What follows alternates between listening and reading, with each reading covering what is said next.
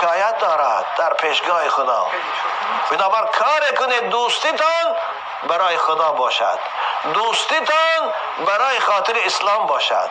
این دوستی انشاءالله در این دنیا هم ثمره خوب میتید، فقط در آخرت هم یک دیگر مقام شفاعت میتید. بنابر بچه های خوشرو همیشه نصیحت کردن برای خودتان عادت کنید. بازم میگم اگر دیدی رفیقت پاپراسکش است، اول کوشش کن او را از این راه بازگردان. وقتی که میبینی نصیحت تاثیر ندارد، قبولش نمیکند، حرکت که خود از وی جدا کن که مبادا زهرآلود نشوی. اولش که عیب است جوانی که مسجدی است، جوانی که نمازخوان است، جوانی که عقیدی درست دارد و ایمان به خدا دارد، این گویا مثل یک آدم مسلح است. برای شخصی به عقیده تابع شود، صحبتی و این تابع خودش کند، اخلاقی و این تابع خودش کند، این عیب است. لیکن اگر مبادا احتمال است که در دام او افتی، کوشش کن از او خود نگه دار. یاری بد بدتر بود از ماری بد. عزیزان میگوید چگونه مار سبب هلاکت انسان است، زهرش ظاهرا ملایم است دست بالاش دمون، لیکن نشکی زد آدم هلاک میکنه. به پرواگی کنی. ان همین رفیق میزده، جوری پاپراسکس، جوری نشعمن، جوری گیراین کش، جوری زناگار و قرطباز، آخر شما را مثل خودش رسوا میکند و خجالت زده میکند. بنابر کوشش کنه از رفیق بد خدا تا نگه داره. یا الله. بنابر رسول این پیغمبر خدا دوستها در روز قیامت و یک دیگر مقام شفاعت دارند وقتی که دوستیشان برای خدا باشد، وقتی که دوستیشان برای اسلام باشد. اما دوستیه که فقط برای دنیاست، برای پاپراسکشی، برای قرطبازی، برای زنک بازی، این همین دنیا دم به یک دیگر نفرت دارند، فقط وقتی روز قیامت هم از یک دیگر نفرت دارند. بنابر وظیفه هر کدام ما و شما عزیزان من نصیحت کردن هستیم. ز صحب نیک و بد پیداست تأثیر، ز نیکان شهد و نوش از بد مخور تیر. آدم خوب باشد با او رفیق شو، با او جوره شو. من مسجد جای نصیحت شنیدن است.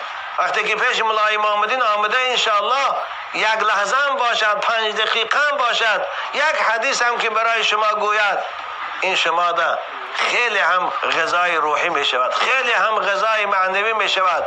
شما را انشاءالله از چند راه بعد باز می گرداند. اما از این جدا شدی، از این مسجد دور شدی، از صحبت علما دور شدی، به رفیقای قرطباز و نشعمند و گیراینکش جوره شدی، دان که او تو را زهرآلود می کند. ز صحب نیک و بد پیداست تأثیر، ز نیکان شهد و نوش از بد مخور تیر.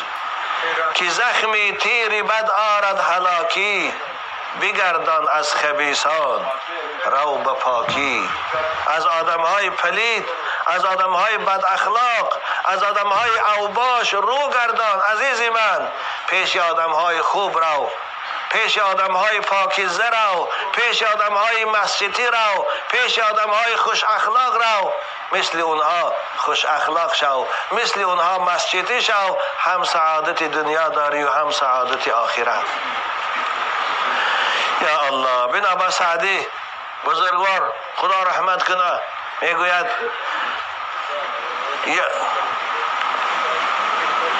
یاری بد بدتر بود از ماری بد. این یاری بد از مار زهرآلود هم بدتر بود. زنهار از قرین بد زنهار، و قنا ربنا عذاب النار. گلستانش در جاش هم نظم دارد. این رفیق بد مثل آتش از آدم می سوزاند، مثل کمر از آدم سیاه می کند، خجالت می کند. بنابراین از اونها خودتان نگه دارید. خدا رحمت کنه.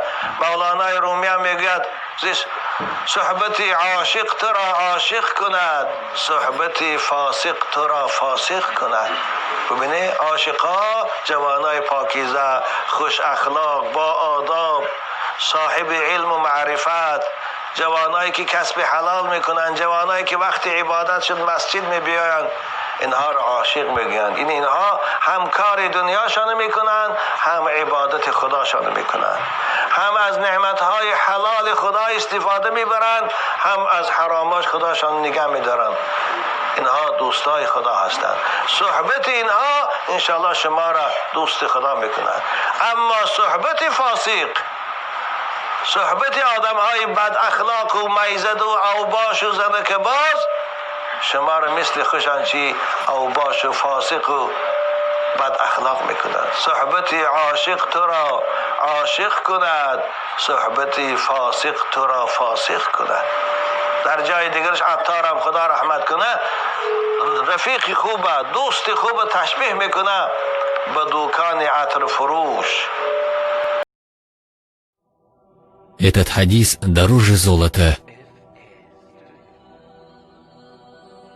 Однажды к пророку Мухаммаду, саллаллаху алейхи вассаляма, пришел араб и сказал: «О посланник Аллаха, я пришел к тебе, чтобы спросить, что следует делать, чтобы хватило блага в этом мире». И пророк, саллаллаху алейхи вассаляма, сказал: «Ты спроси, а я отвечу». Араб спросил: «Хочу быть лучше всех из людей знающих». Пророк, саллаллаху алейхи вассаляма, ответил: «Бойся Аллаха, и будешь лучше всех знающих». «Хочу быть самым богатым из людей». Ты будь доволен тем, что дал тебе Аллах, и будешь самым богатым. «Хочу быть самым справедливым».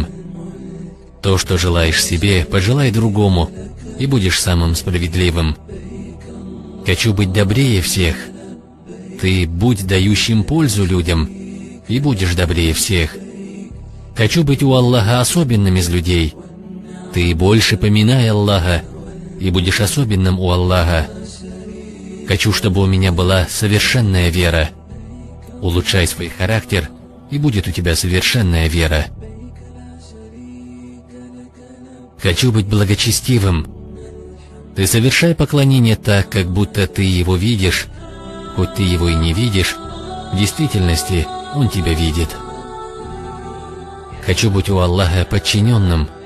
Исполняй предписанное, и будешь подчиненным. «Хочу, чтобы в день суда Аллах поднял меня в свете».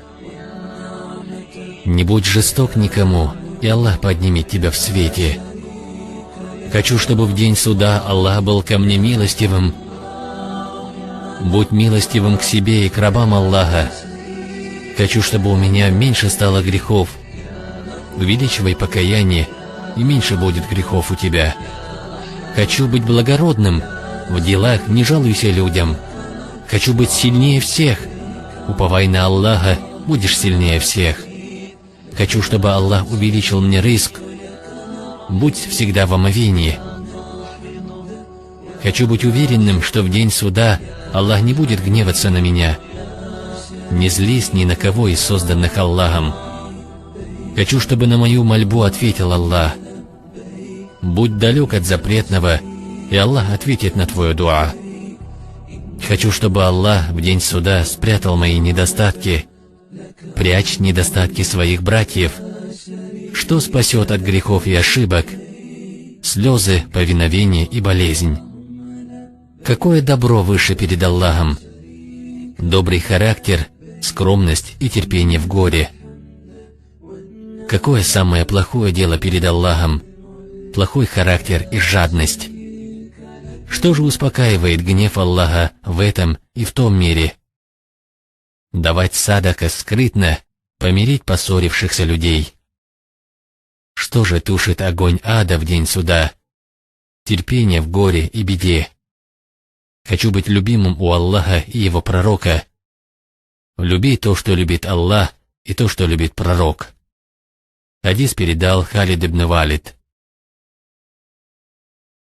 Имам Мустахфири сказал: «Я не видел хадиса более всеобъемлющего, более совершенствующего религию и полезней, чем этот».